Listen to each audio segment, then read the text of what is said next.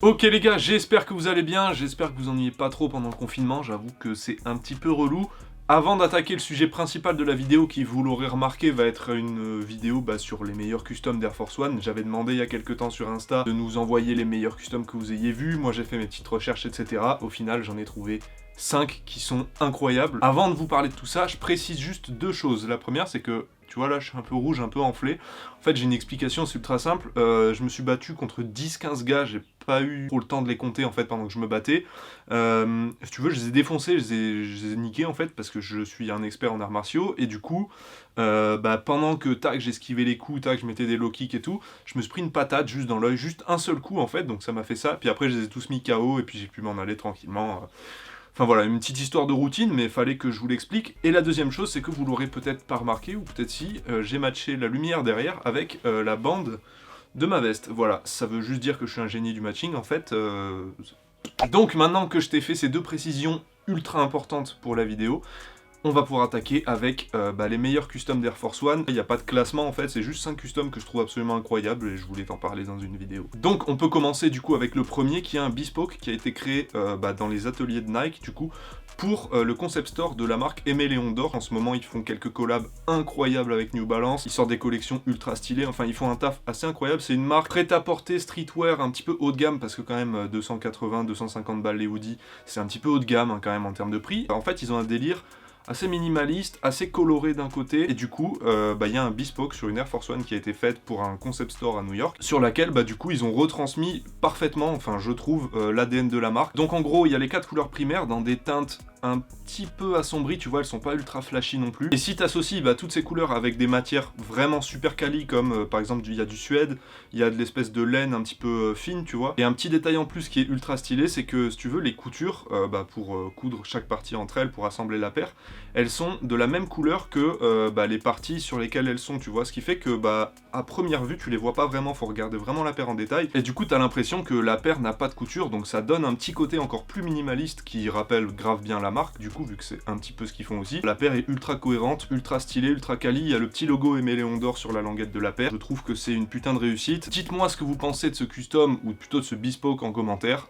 Moi je le trouve incroyable, extrêmement quali, en fait t'as envie de mettre ton pied dedans, ça a l'air confort, ça a l'air quali. Ensuite un autre custom qui cette fois n'est pas un bespoke et qui est bien un custom à part entière, cette fois sur une Air Force One High parce que ça permet de varier un petit peu les plaisirs. Ça a été fait par un gars qui s'appelle Ron Lewis, qui est un quinri, qui a tout simplement trempé sa paire d'Air Force dans un bain de teinture en fait. Le résultat je trouve est extrêmement stylé parce qu'il l'a fait sur plusieurs paires et le rendu est identique sur toutes les paires, donc ça c'est ultra compliqué, ultra technique en fait à réaliser. T'as l'impression, vu la couleur de la paire, qu'elle sort d'un iceberg en fait, et je trouve ça extrêmement bien fait, sachant que la technique en elle-même, donc plonger une paire dans la teinture, dans un mélange teinture, bicarbonate de soude, tout ça, c'est quand même assez simple, mais pour avoir un résultat pareil, c'est-à-dire où t'as la plupart de la paire qui est très très claire, et t'as que les extrémités des parties, les coutures, etc. qui sont un petit peu plus foncées, c'est extrêmement stylé en fait, et en plus de ça, c'est assez compliqué à faire, parce que du coup, le gars a donc trempé la paire dans la teinture pendant quelques temps. Quand il l'a sorti, je pense que c'était à peu près tout de la même couleur,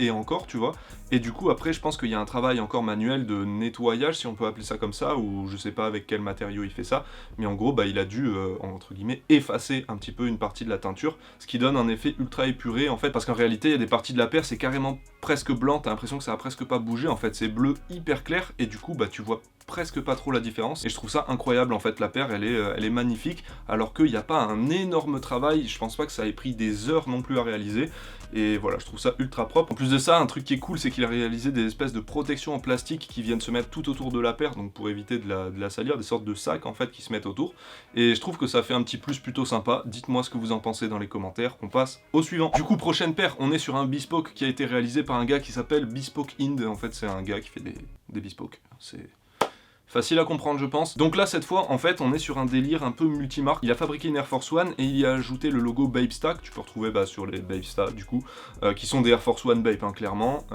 et le logo Golf Le Fleur que tu peux retrouver aussi sur les Converse qui sont sortis il y a pas très longtemps. Il a mis plusieurs matières de plein de couleurs différentes, donc ça donne une paire assez flashy quand même, assez voyante. Le truc que je trouve cool, c'est pas forcément le délire de toutes les couleurs, même si ça j'aime grave, je trouve ça ultra stylé, mais le truc que je trouve vraiment cool c'est que pour les nouveaux logos qu'il a posés sur la paire, il y a des matières un petit peu différentes. Genre pour le logo Babesta, c'est des espèces de poils, un peu beige, un peu crème, tu vois.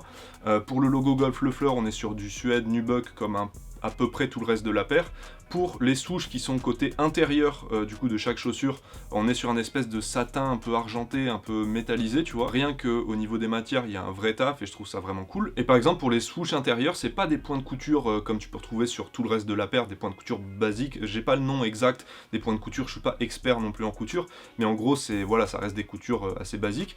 Et en fait pour les souches intérieures, ce que j'ai trouvé vraiment cool, c'est que c'est des points de couture en pique comme ça, en dents de requin ou en dents de scie, je sais pas. J'ai pas le nom les gars, s'il y a des experts en couture, dites-moi ça dans les commentaires parce que ça m'intéresse vraiment, j'ai vraiment envie d'apprendre en fait tous ces termes là. Le custom est extrêmement stylé, je trouve, il rappelle un petit peu le délire des paires genre des Dunk Viotech qui sont sortis il y a pas très longtemps. Et voilà, on passe au suivant qui d'ailleurs est vraiment incroyable. Donc là pour ce bespoke, en fait on est sur un level absolument incroyable de taf.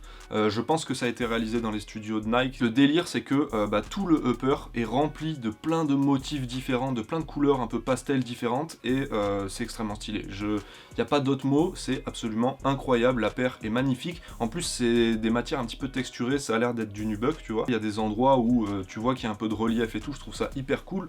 Et un autre truc, sachant que moi je suis un grand fan de ce délire là sur les paires, tu sais, il y a plein de motifs différents, etc. Donc quand tu vois la paire de loin, tu te dis ouais c'est une paire avec plein de motifs, mais ça va plus loin que ça. Tous les motifs ne sont pas forcément aux mêmes endroits en fonction des chaussures, tu vois. Tu peux avoir une chaussure avec un motif sur le swoosh et sur l'autre chaussure ce sera pas du tout le même motif. Et je trouve que déjà que la paire est ultra originale vu qu'elle est pleine de motifs un peu pastel, ça donne un côté encore plus original vu que les deux chaussures ne sont pas forcément identiques, tu vois. Donc extrêmement stylé, ça c'est un 10 sur 10 totalement. Dites-moi ce que vous pensez de ce bespoke absolument incroyable. Et maintenant on va passer au dernier custom qui est forcément, parce qu'il n'y a pas eu encore dans la vidéo là de custom de The Chaussure, genre, je deviez peut-être vous dire ouais c'est bizarre et tout, d'habitude il y en a toujours un.